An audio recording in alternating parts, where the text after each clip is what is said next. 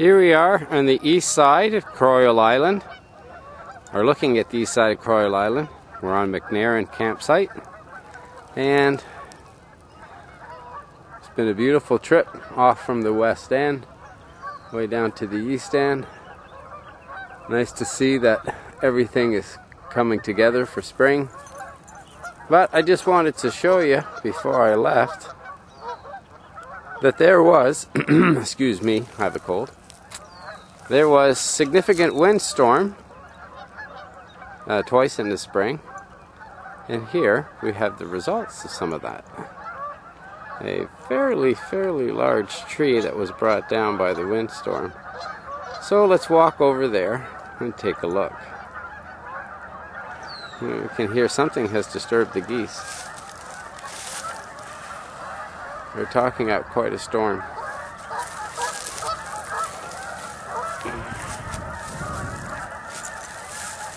The other geese are paying attention.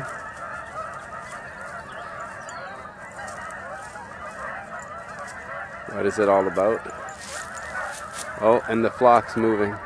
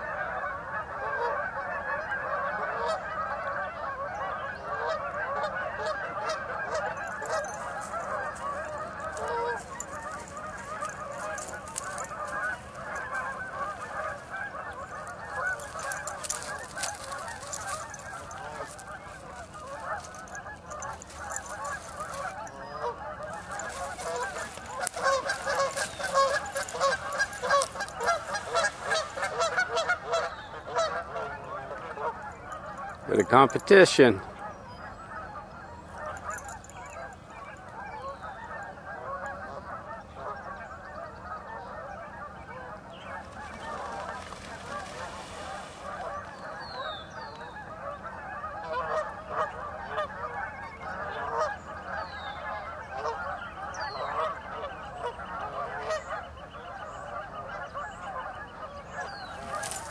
Shaky, aren't I? Spinal cord injury don't help. Sorry about that.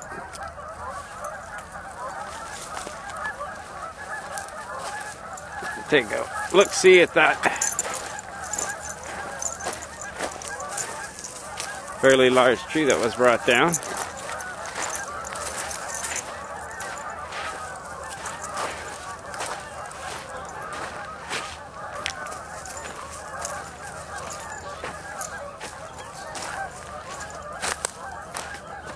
Nice tree.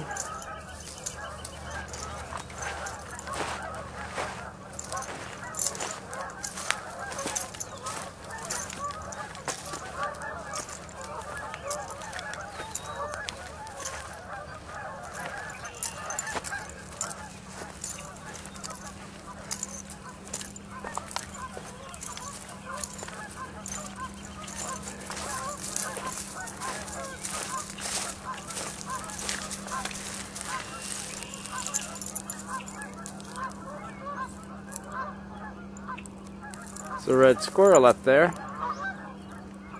To see him again. There he is.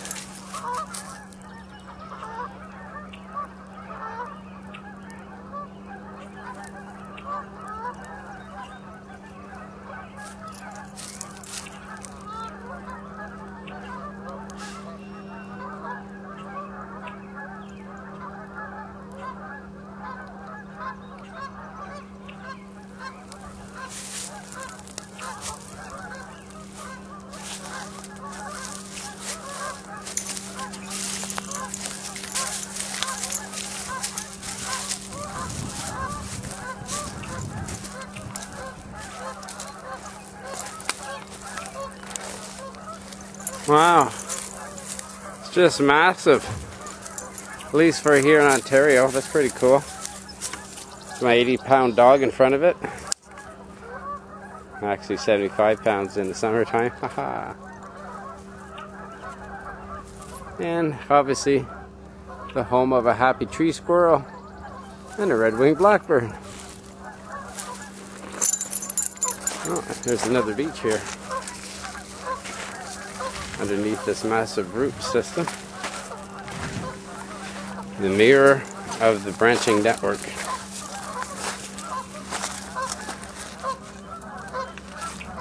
The marvel of the branching network looks just like your lungs, and it is a reciprocal of your lungs.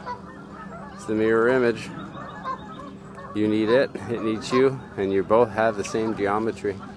That's because the ether spin is a quantum spin of 2, and it's a rotating magnetic field, and that is the source of the magnetic attraction between magnets, is the field.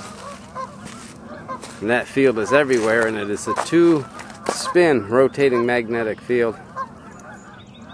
Encapsulated by that 2-spin rotating magnetic field is an integer half-spin angular momentum, which consists of a perfect circular string of only 2 dimensions, which means it's linear, and it scans the 3-dimensional ether, and as it does, this circular string of mass acquires electrostatic charge and electromagnetic charge, which is equal or proportional to the mass. Electromagnetic charge is the force and the source that keeps the nucleus together. Electrostatic charge is not quantified in the quantum force model, and needs to be. And the weak force is the proportional difference between the geometry of the electromagnetic field, which is a toroid, and the electrostatic field, which is a sphere. Because all charge is distributed. There is no particle and there is no wave. A wave-particle duality can only occur from something else that could appear to be either, but obviously is neither. And that, my friends, is distributed charge. It is the surface. And the surface is in the geometry of a sphere for electrostatic, and in geometry of a toroid for electromagnetic. Now, the way all this comes together is that to equal a 1-spin ratio for a toroid to catch up to a sphere, this is the proportional difference, and this is what causes the weak force, which is really not a force. Now, the electron find constant is actually the result of the conductance of the ether and of the geometry of the charges. Now, a surface charge will have nodes of harmonic resonance. These will appear to be a particle, and if you view the surface charge, it can, due to its ability to be observed, just as the node can be observed, will appear to be a wave. Of course, it is not a wave, it is a distributed charge. And it is not a particle, that is merely a harmonic node within the distributed sphere, or the distributed torus. And this is always accomplished via the geometry of Platonic solids.